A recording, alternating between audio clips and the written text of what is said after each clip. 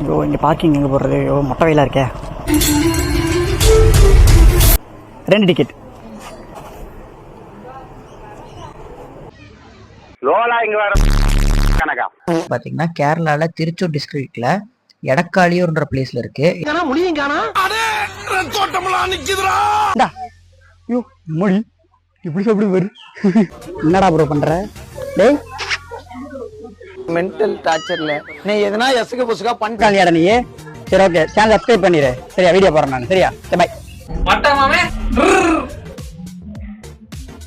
சொல்லிக்கிறேன், எது நடந்தாலும் இவருதான் காரணம்.